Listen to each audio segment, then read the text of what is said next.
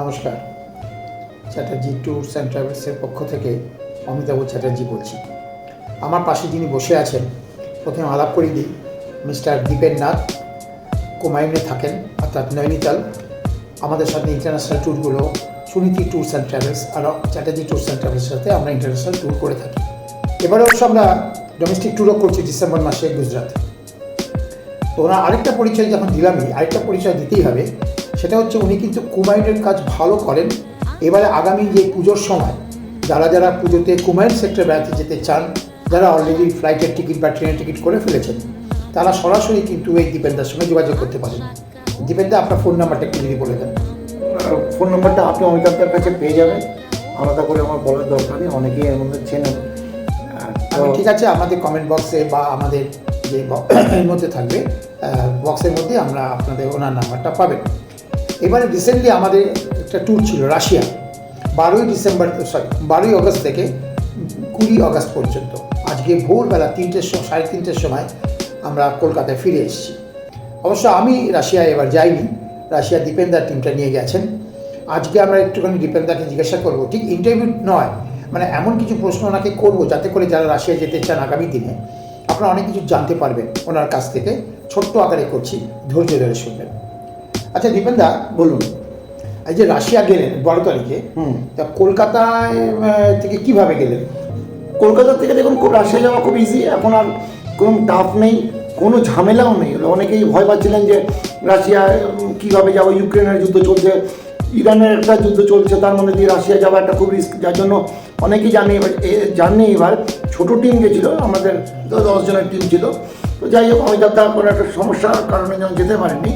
এবার রাশিয়া নিয়ে বলবো, এখান থেকে ইজি একটাই ফ্লাইট, আপনার ইতিহাদ আছে, কাতার এয়ারওয়েজ আছে, এবং আপনার দিল্লি থেকেও আছে। তো কলকাতা থেকে তো সব থেকে সুবিধা, ইতিহাদ গেলে খুব ফ্লাইট ভালো ছিল, আমাদের ওখানে খুব কমফোর্টেবল জার্নি ছিল, খাওয়া দাওয়ার ইনক্লুড ছিল। আমরা এখান থেকে রাত্রি 9:30 রওনা দিলাম, কলকাতা থেকে রওনা দিয়ে আমরা পরের দিন মস্কোতে সকালে আমরা পৌঁছেছি 9:25 এবং ওখান থেকে আমাদের হোটেলে 1 ঘন্টা যেতে লেগেছে। আর রাশিয়া দেশটা বিশাল বড় দেশ, এবং সব কিছু সিস্টেমেটিকলি ওখানে ট্রাফিক রুলস থেকে নিয়ে আপনার ট্রান্সপোর্টেশন থেকে নিয়ে সবই সিস্টেমেটিকলি, এবং কোনো হংকিং নেই। এত বড় একটা দেশ থেকে কোনো একটা হংকিং নেই। বলুন যে আপনি যখন মস্কো এয়ারপোর্টে নামলেন, ইমিগ্রেশনে কতক্ষণ সময় নিল? ইমিগ্রেশনে ওরা প্রচুর সময় নেয়। তার কারণ হচ্ছে যে ওরা প্রতিটা পাসপোর্ট খুব মাইনুটলি চেক করে, এবং একটা ইমিগ্রেশন ফর্ম ওরা সবাইকে দেয়। ওই ইমিগ্রেশন ফর্মটা সবথেকে ইম্পর্টেন্ট। আপনারা যারা যাবেন, আপনারা নিজেরা যান বা আমাদের সাথে যান, ওই ইমিগ্রেশন ফর্মটা আপনাকে ফার্স্ট টু লাস্ট রাখতে হবে। ওই ইমিগ্রেশনে বেস করে এবং ভিসা দেখেই প্রতিটা হোটেলে আপনার চেকিং হবে, এবং আপনার রিটার্নে ওই ইমিগ্রেশন ফর্মটা জমা দিতে হবে। এবং যদি ওই ইমিগ্রেশনটা আপনি হারিয়ে ফেলেন, তাহলে একটু সমস্যায় পড়তে হবে আপনাদেরকে। আচ্ছা, রাশিয়াতে এবারে বিশেষ করে মস্কোতে এবং সেন্ট পিটার্সবার্গে আবহাওয়া কীরকম ছিল? সেন্ট পিটার্সবার্গে খুব ভালো আমরা আবহাওয়া পেয়েছি। প্রথমে একটু বৃষ্টি হালকা ছিল, তারপরে আমরা বৃষ্টি পাইনি। আমরা খুব ভালো টেম্পারেচার, অ্যারাউন্ড 12-13 ডিগ্রি টেম্পারেচার ছিল, এবং প্লেজেন্ট ছিল। বাট স্ট্রং উইন্ড ছিল যেটা মস্কোতে, ওখানে আমাদের খুব একটু ঠান্ডা লাগছিল। আমরা রাত্রেবেলা বিশেষ করে আমাদের টুপি পরতে হচ্ছিলো, ক্যাপ লাগাতে হচ্ছিলো। আর দিনে একটা লাইট ওয়েট জ্যাকেট চড়ে থাকলে মোর দেন এনাফ। এবং আমরা যে হোটেলে ছিলাম, হোটেলের আশেপাশে বেশ কয়েকটা দোকান ছিল, আপনারা গ্রসারি স্টোর, ওখান থেকে আপনারা ছোটো মোটো জিনিস কিনতে পারেন। এমনি কোনো অসুবিধা হয়নি আমার। আচ্ছা, এই যে রাশিয়ান কারেন্সি রুবেল আর ভারতের কারেন্সি টাকা, এর মধ্যে পার্থক্যটা কী ছিল? আমাদের কারেন্সি বলে একটু খুব একটা বিশেষ তো পার্থক্য নেই। 1 Russian Rubel is equal to Indian টাকা 1 রুপিস 35 পয়সা চলছে এখন এই বর্তমানে। খুব ডিফারেন্স নেই, বাট এক্সপেন্সিভ। আপনারা রাশিয়া যাবেন, এটা ভাববেন না যে আমাদের ইন্ডিয়ার মতো এখানে 10 টাকা 20 টাকা জিনিস পাওয়া যায়। যা কিনবেন আপনি ইজ এক্সপেন্সিভ, এক্সেপ্ট চকলেট আর ভোটকা ছাড়া। ভোটকা একটু রিজনেবল প্রাইস, আর চকলেট একটু রিজনেবল প্রাইস। আমরা শুনেছি নাকি ভদকা হচ্ছে অনেকটা সেই আমরা কলকাতায় বলে থাকি যে বাংলা মদ, না, ওদের ভোটকা খুব ভালো।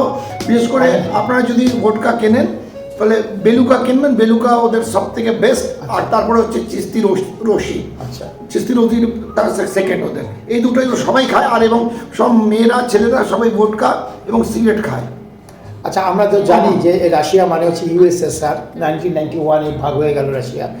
এরপরও রাশিয়া নাকি শুনেছি ভারতের 5টা ভারতবর্ষ রাশিয়া। একদম একদম, আপনার 5টা India is equal to 1 Russia, এবং একটা জায়গা থেকে আরেকটা জায়গা ডিস্টেন্স সীমান্ত হচ্ছে 10,000 কিলোমিটার। এত হবে, ট্রান্স সাইবেরিয়ানই তো প্রায় 9,000 কিলোমিটার। একদম একদম, ফ্লাইটে রেলওয়ে ট্র্যাক, ফ্লাইটে করে গেলে 9 ঘন্টা জার্নি।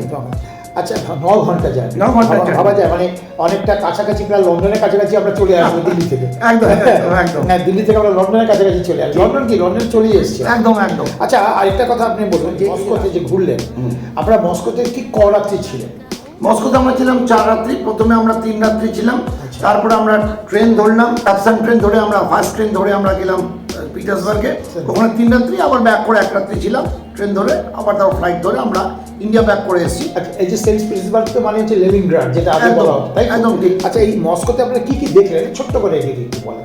মস্কোতে যেটা আপনি স্পেশালি দেখবেন, ওখানে রাশিয়ান ব্যালেট শো দেখবেন অবশ্যই। রাশিয়ান সার্কাস দেখেছেন? সার্কাস আমরা দেখেছি, খুব অসাধারণ সার্কাস, এবং এরকম সার্কাস আমরা ছোটবেলা দেখেছি, এখন আর সেই সার্কাস পাওয়া যায় না। মানে লাইভ অ্যানিমালস এবং ওদের জিমন্যাস্টিকের উপরে বেস করে সার্কাসটা ম্যাক্সিমামটা, এবং ওদের খুব স্মুথ একদম শো হয়, এবং এয়ার কন্ডিশন হল, এবং সার্কেল করে যেমন আমাদের থিয়েটার হয়, মানে চারিদিকে গোল করে হাঁটা হয়, মাঝখানে পারফরমেন্সগুলো হয়। খুব ভালো, খুব ভালো, অসাধারণ। এবং এছাড়া যেটা দেখবেন আপনি, Saint Basil's cathedral, red square, museum, এগুলো সব মস্কোতে বলছেন? একদম।